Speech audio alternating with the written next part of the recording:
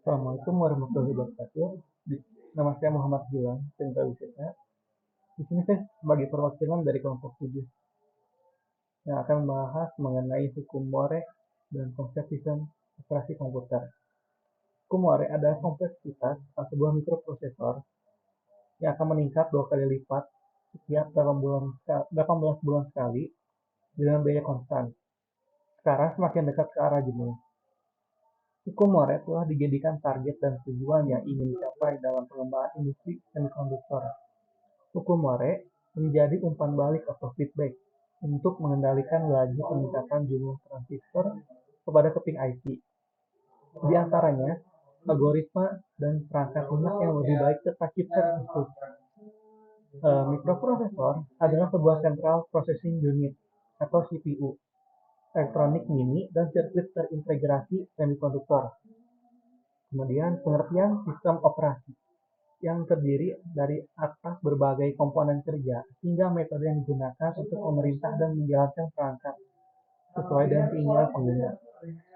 Sistem operasi merupakan sebuah software atau perangkat lunak sistem untuk mengelola sumber, resource, hardware agar dapat beroperasi secara optimal dan memudahkan interaksi dengan brandware atau user. Kemudian menjalankan operasi dasar. Sistem operasi memiliki fungsi utama menjalankan operasi atau pemrograman dasar pada komputer. OS atau sistem operasi sebagai dasar bagi perangkat lunak lain untuk beroperasi. Kemudian mengatur kinerja perangkat. OS bertindak sebagai resource manager dalam komputer, tujuannya untuk mengontrol fungsi dari hardware, seperti memory card, hard disk, CPU, dan perangkat keras penunjang lainnya. Bahkan, OS pun diatur menjadi starter penghubung aplikasi lain dengan hardware. Kemudian menyimpan program atau aplikasi. Beragam aplikasi dalam komputer akan hanya tersimpan dalam ruang penyimpanan, melainkan berada di dalam sebuah sistem operasi. Secara tak langsung, aplikasi tersebut melekat pada OS dan hanya bisa dijalankan jika OS beroperasi. Kemudian menampilkan visualisasi laman.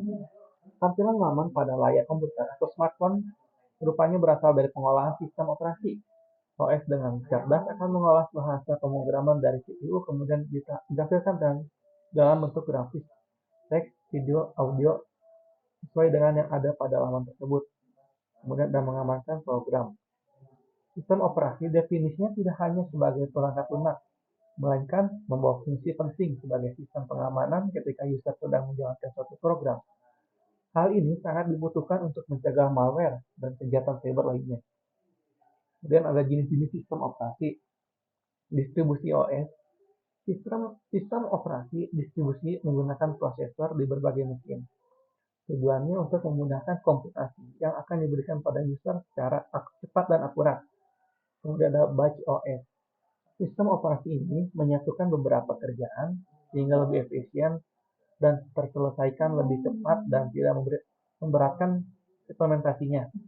Kemudian ada mobile OS, digunakan pada kebutuhan perangkat mobile seperti Android dan iOS pada smartphone untuk memberikan fungsi yang sama. Contoh dari sistem operasi ada Microsoft Windows. Microsoft Windows itu tampilannya menarik dan mudah dioperasikan, menjadi OS paling banyak yang digunakan. Kemudian ada Linux. Ini dapat dimodifikasi, digunakan dan didistribusikan oleh user untuk optimalisasi program. macOS. Sistem operasi khusus buatan Apple komputer hanya dapat digunakan pada Macintosh. Kemudian ada Chrome OS. Sistem operasi satu ini paling populer saat berkaitan dengan kecepatan loadingnya. Kemudian kita kalau tentang multitasking OS.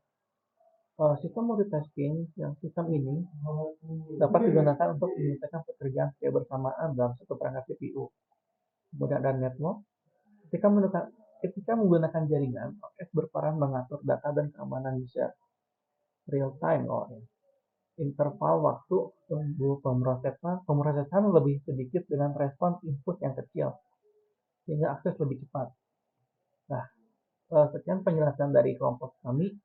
Assalamualaikum warahmatullahi wabarakatuh.